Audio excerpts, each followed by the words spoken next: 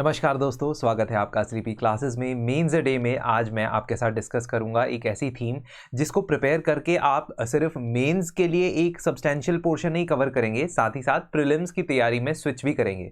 देखिए, बहुत इंपॉर्टेंट होता है कि जब हमारे पास नंबर ऑफ डेज लिमिटेड होते हैं किसी पर्टिकुलर टारगेट को पूरा करने के लिए, और उस टारगेट के दो कंपोनेंट है, जैसे यहाँ पे भी ऐसा ही है, प्रीलिम्स का एक कंपोनेंट है, मेंस का एक कंपोनेंट है, और वो स्टेज वाइज हमारे सामने आते हैं। तो हमें ये बहुत ज़रूरी होता है कि we know the exact dates and days that we have left. Now for prelims 2025 हमारे पास 158 डेज रहते हैं। अगर मैं बात करता हूँ मेंस की तैयारी आप कहाँ तक ले जा सकते हैं अपनी, तो एटलीस्ट 31 जनवरी 2025 तक ले जाएंगे, जिसका मतलब ये हुआ कि आप 44 डेज अगले दे सकते हैं मेंस के लिए। ऑल्सो प्रीलिम्स प्लस मेंस के बीच में जो टाइम गैप है, जो नंबर ऑफ डेज का गैप है, वो 89 डेज है, इसलिए आपको कुछ चीज़ें पहले से प्रिपेयर करके रख लेनी चाहिए। आज जो मैं थीम डिस्कस करने वाला हूँ वो मार्क्स के पर्सपेक्टिव से बहुत ज़्यादा बड़ी नहीं है, लेकिन वो प्रीलिम्स की तैयारी में आपको एक एज ज़रूर देगी, और उस थीम का नाम है डायनास्टिक और period based art and culture. इसके बारे में मैं आपको कुछ संक्षेप में कुछ बताता हूँ कि how to cover these things, how to approach this particular topic. Before that, I would like to tell you about the previous year questions, कि इस पे क्या previous year question आए हैं, क्यों मैंने ऐसा कहा है कि इसे एक थीम की तरह प्रिपेयर किया जा सकता है। So first of all, let us see the type of questions that I am referring to. When I say dynastic art and culture and dynastic society, इसका मतलब ये है कि दो कंपोनेंट्स को आपने फोकस करके पढ़ना है। जब आप इतिहास पढ़ते हो, हिस्ट्री पढ़ते हो, एंशिएंट, मिडीवल, मॉडर्न में इसको डिवाइड करते हो, and specifically if we talk about ancient and medieval, mains के सिलेबस में एंशिएंट एंड मिडीवल के पॉलिटिकल इवेंट्स के ऊपर ज़्यादा डिस्कशन नहीं होता है। पॉलिटिकल इवेंट्स डिस्कस होते हैं मॉडर्न हिस्ट्री के अंदर, लेकिन एंशिएंट और मिडीवल में आर्ट, कल्चर, ये बहुत इंपॉर्टेंट है। अब इस आर्ट एंड कल्चर के अंदर society, religion, condition of women, ठीक है, भक्ति सूफी मूवमेंट्स, आर्किटेक्चर, स्कल्पचर, पेंटिंग, ये किस तरीके से डेवलप होता है ये आप पढ़ सकते हो। लेकिन अगर मैं आपको एक होलिस्टिकली बोलूं कि ये पढ़ना शुरू कर दो तो मुश्किल हो जाएगा। आपको डायनेस्टी और मेजर टाइम पीरियड्स के साथ इसे एसोसिएट करना बहुत ज़्यादा ज़रूरी है।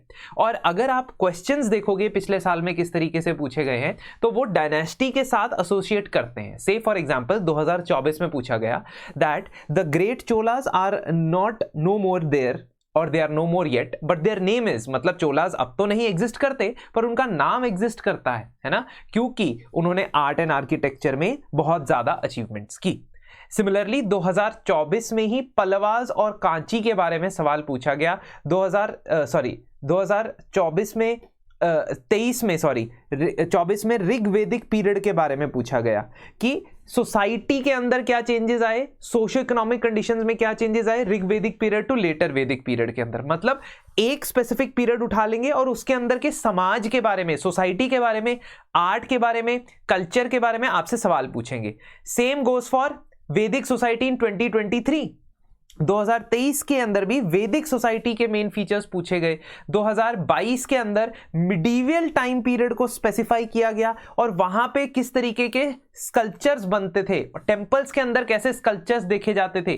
खास तौर पे ऐसा राजपूत टेंपल्स और साउथ इंडिया के द्रविडियन स्टाइल टेंपल्स में देखने को मिला। वो मिडीवियल पीरियड विच रफली स्टार्ट्स फ्रॉम अराउंड 900 और 800 then goes up to the 1500 1600s। तो ये जो टाइम पीरियड है स्पेसिफिक टाइम पीरियड के हिसाब से, ठीक है, आप इसमें क्वेश्चन देखोगे गुप्ता पीरियड के बारे में, चोला पीरियड के बारे में पूछा गया, तो स्पेसिफिक डायनेस्टी और उसका आर्ट एंड कल्चर, ये बहुत रिपीटेटिव थीम है और ये प्रीलिम्स में भी आपको हेल्प करने वाली है। इट्स नॉट ओनली समथिंग जो सिर्फ मेन स्पेसिफिक आप पढ़ोगे। अगर आप ये कवर करते हो अच्छे से तो आपका मेंस का एक आंसर भी तैयार हो सकता है और आप प्रीलिम्स के लिए भी रेडी हो सकते हो। Pala period is known as the most significant phase in history of Buddhism in India. तो पाला डायनेस्टी, डायनेस्टिक आर्ट की बात हो रही है। गुप्ता टाइम्स में न्यूमिस्मेटिक आर्ट यानी कि कॉइनेज और कॉइन्स के ऊपर जिस तरीके की आर्ट होती थी, जिस मटेरियल से कॉइन्स बनाए जाते थे, जिस तरीके की पेंटिंग्स ड्रॉ की जाती थी, कॉइन्स के ऊपर एनग्रेविंग्स होती थी, ये सारी चीजें एक डायनेस्टिक आर्ट की तरफ इंडिकेशन देती है। I'll also tell you कि इसको कवर किस तरीके से करना है, यानी क्या सोर्स फॉलो कर सकते हो आप इस पर्टिकुलर एसोसिएशन को बनाने के लिए। सबसे पहले तो आप टाइमलाइन बनाओगे हिस्ट्री की, कि जहां तक जब मैं एंशिएंट इंडिया की बात करता हूं तो मेजर डायनेस्टीज का मुझे आइडिया होना चाहिए, starting from IVC, then to the Vedic period, then to the Magadh empire जिस वक्त प्रेवलेंट था ज्यादातर जनपद के टाइम पे, then to the Mauryan period, then we can talk about others, है ना। जैसे ऐसे बढ़ते जाएंगे तो हमारे पास एक आइडिया होना चाहिए रफली कि ये जो है डायनेस्टीज थी। अगेन आप सिमिलरली मिडीवल टाइम पीरियड के लिए भी इस्तेमाल कर सकते हो। देखो सल्तनत के अंदर डेप्थ में जाने की जरूरत नहीं है एवरी रूलर, लेकिन जो उस वक्त बाकी किंगडम्स थे मिडीवल के अंदर और इवन एंशिएंट के अंदर, है ना। जैसे आप कई बार सातवाहनास के ऊपर एम्फेसिस नहीं देते हो, है ना। कई बार आप पढ़ते वक्त जो डेक्कन के अंदर किंगडम्स थे उसके ऊपर फोकस नहीं देते हो। सिमिलरली मिडीवल के अंदर जो विजयनगर एम्पायर है is always going to be prominent, चाहे वो प्रीलिम्स हो चाहे वो मेंस हो, ठीक है। विजयनगर एम्पायर और उसके बाद जो उसके आसपास के एम्पायर्स थे which developed after the breakup of the Vijayanagar in 1565। तो आप इन चीजों के ऊपर फोकस देके काम कर सकते हो और मुझे लगता है कि इसके लिए आपके पास बेस्ट जो स्टैंडर्ड सोर्सेज होते हैं वही बेहतरीन है, लेकिन आपको पढ़ना ऐसे है कि आप एसोसिएट कर पाते हो उस टाइम पीरियड से। जैसे जब मैं साउथ इंडिया की बात करता हूं तो एंशिएंट टाइम्स के अंदर एक पीरियड आता है संगम वाला, जिसमें 300 BC से 300 AD, which now historians are saying कि वो 600 AD तक हो सकता है। उस टाइम पीरियड की स्टडी है। और उसके बाद जो अर्ली मिडीवल टाइम पीरियड से शुरू हो जाता है, पल्लवास, चालुक्यास, ठीक है, चोलास, पांड्यास। अब आप एसोसिएट करके चलोगे हर एक डायनेस्टी के साथ। अगर आप डायनेस्टी के साथ एसोसिएट करके चलते हो आर्ट एंड कल्चर, तब तो आपके लिए बहुत बेनिफिशियल होने वाला है दोनों प्रीलिम्स और मेंस के पर्सपेक्टिव से।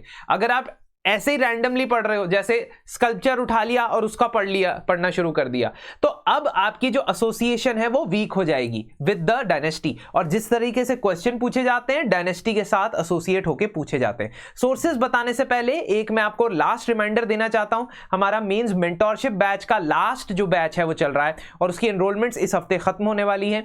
आपके 8 वीक्स की answer writing, daily answer writing, उसके साथ साथ लाइव सेशंस और 1-on-1 मेरे साथ मेंटोरशिप सेशंस इस पर्टिकुलर प्रोग्राम के अंदर आप अवेल कर सकते हैं। तो प्लीज अगर आप इंटरेस्टेड है अपनी आंसर राइटिंग को प्रैक्टिस करने के लिए, उसका बेहतर इवैल्यूएशन लेने के लिए और साथ में एंड में फुल लेंथ टेस्ट प्रिपेयर करके लिखने के लिए, तो यहां पे आप आ सकते हैं, एनरोल कर सकते हैं।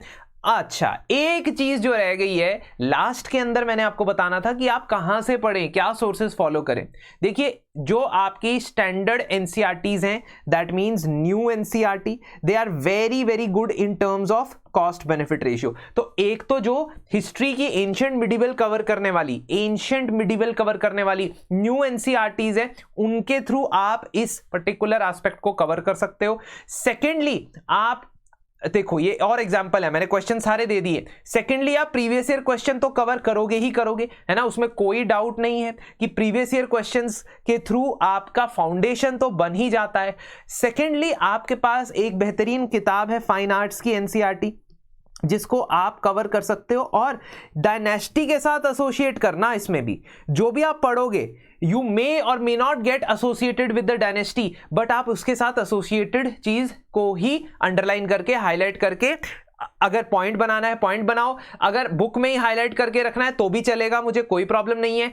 अल्टीमेटली आपको रिटेन करना है चीजों को। जैसे अगर मैं मौर्यन पीरियड की बात करूं तो मौर्यन पीरियड को आप आर्किटेक्चर में देखोगे, आर्किटेक्चर कैसा था, स्कल्पचर कैसा था उस वक्त रिलीजियस बिलीफ्स कैसे थे, कास्ट सिस्टम प्रेवलेंट था या नहीं था, विमेन की सिचुएशन कैसी थी, है ना, और ट्रेड या व्यापार की क्या एक्टिविटीज होती थी, किस तरीके का समाज था। बस ये 7-8 एस्पेक्ट आपको हर डायनेस्टी के बारे में फोकस करना है।